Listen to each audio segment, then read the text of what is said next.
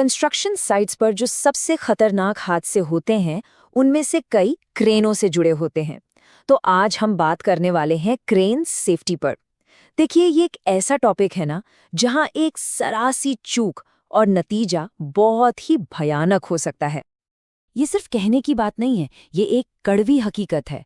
एक गलत लिफ्ट का मतलब सिर्फ सामान का नुकसान नहीं होता, नहीं, इसका मतलब होता है कि कोई अपने परिवार से हमेशा के लिए बिछड़ सकता है। और इसीलिए सेफ्टी के साथ तो कोई समझौता हो ही नहीं सकता।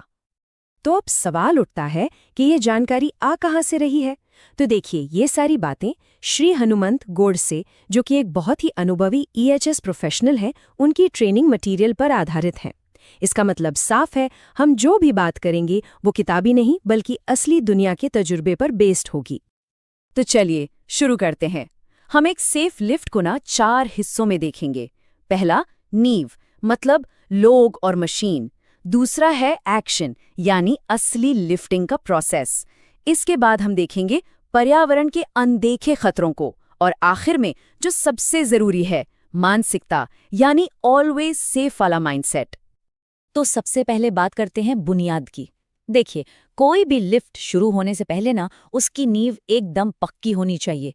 और ये नींव बनती है 2 चीज़ों से, काम करने वाले लोग और वो मशीन जिसका इस्तेमाल हो रहा है।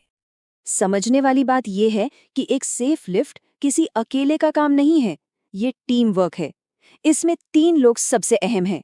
क्रेन ऑपरेटर, जो क्रेन चलाता है, रिगर, जो लोड को सही तरीके से सिक्योर करता है, और सिग्नल मैन, जो ऑपरेटर की आंखें और कान बनकर उसे गाइड करता है।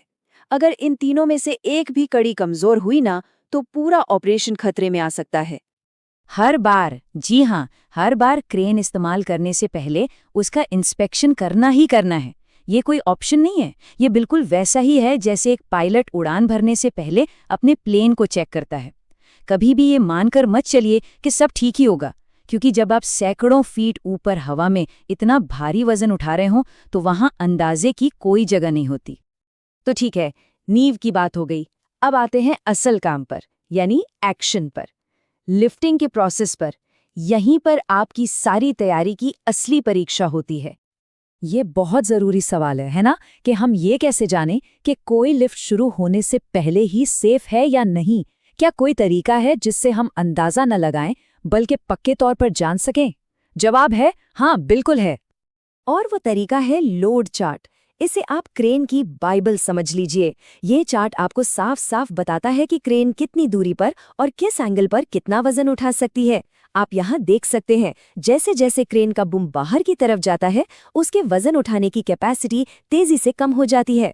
इसको नजरअंदाज करना मतलब सीधे सीधे तबाही को दावत देना है। हमेशा हमेशा चार्ट जरूर चेक करें। अब देखिए रिगिंग की तकनीक। यहाँ छोटी छोटी बातों पर ध्यान देना बहुत जरूरी है। बाईं तरफ देखिए, लोड एकदम बैलेंस्ड है, और दाईं तरफ ये एक तरफ झुका हुआ है, जो कि एक बहुत ही खतरनाक साइन है। एक छोटा सा इम्बैलेंस भी हवा में लोड को अस्थिर कर सकता है, और उसके बाद जो होगा वो बहुत बुरा हो सकता है। ये जो जरूरी डिटेल्स हैं, ये श्री हनुमंत गोडसे के ट्रेनिंग मटेरियल से ही हैं। खैर, अब आगे बढ़ते हैं अगले इंपॉर्टेंट फैक्टर पर। तो हमने लोगों की बात कर ली, मशीन की बात कर ली और एक्शन की भी, लेकिन एक और बहुत जरूरी चीज है, और वो है आपका आसपास का माहौल, यानी एनवायरनमेंट जहां लिफ्ट हो रही है। सिर के ऊपर जो तार होते हैं ना, वो अनदेखे कातिल हो सकते हैं। अगर क्रेन बिजली की लाइनों के जरा भी करीब आई तो करंट सीधा क्रेन से गुजर सकता है, और नतीजा मौके पर ही मौत। इसलिए सेफ डिस्टेंस बनाए रखना ये जिंदगी और मौत का सवाल है। एक क्रेन उतनी ही मजबूत होती है जितनी उसके नीचे की जमीन। अगर इसके आउटरिगर्स, यानी जो सपोर्ट लेग्स होते हैं, वो नर्म या उबड़ खाबड़ जमीन पर हैं, तो ये ऐसा है जैसे आप रेत पर कोई बड़ी बिल्डिंग खड़ी कर रहे हों। जरा सा भी शिफ्ट हुआ और पूरी क्रेन गिर सकती है। एक बात हमेशा याद रखिए, कभी भी कुदरत से लड़ने की कोशिश मत कीजिए। तेज हवाएं लोड को कंट्रोल से बाहर घुमा सकती हैं, और अगर विजिबिलिटी खराब है तो ऑपरेटर और सिग्नलमैन के बीच कम्युनिकेशन टूट जाता है। सीधी सी बात है, अगर मौसम ठीक नहीं तो लिफ्ट नहीं होगी, बात खत्म। क्रेन सेफ्टी का सबसे पहला और सबसे जरूरी नियम, कभी भी ग्रेविटी के रास्ते में मत आओ। मतलब जो लोड हवा में लटका हुआ है उसके नीचे का एरिया एक नो गो जोन है। कोई भी किसी भी हालत में वहां नहीं जाएगा, कोई एक्सेप्शन नहीं। ये एक सिंपल सा नियम अनगिनत जानें बचाता है।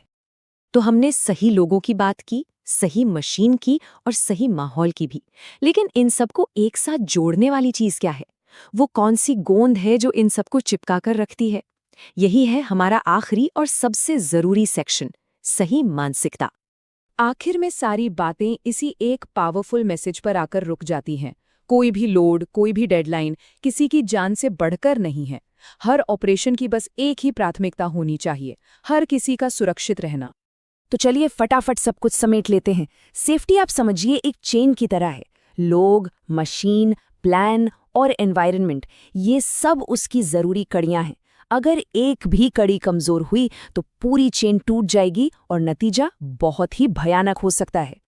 एक अच्छी सेफ्टी कल्चर की निशानी ये है कि वहां गलतियों से सीखा जाता है। जब कोई बाल बचता है ना, तो वो एक वार्निंग साइन होता है। इसे नियर मिस कहते हैं।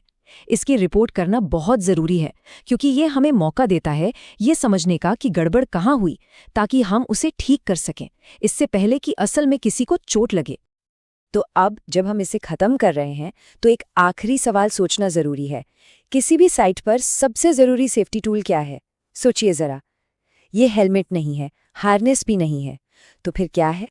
जवाब है आपका अपना कमिटमेंट, सेफ्टी के प्रति आपकी अपनी जिम्मेदारी। देखिए, नियम और सेफ्टी के उपकरण आपको एक हद तक ही बचा सकते हैं। दिन के आखिर में हर किसी का सुरक्षित घर लौटना इस बात पर निर्भर करता है कि हर एक इंसान हर पल कितना सतर्क और जागरूक रहता है। ये सारी जानकारी श्री हनुमंत गोडसे के ट्रेनिंग मटेरियल पर आधारित थी। याद रखिएगा, सेफ्टी कोई ऑप्शन नहीं, एक जिम्मेदारी है। ध्यान रखने के लिए शुक्रिया और हमेशा सुरक्षित रहिए।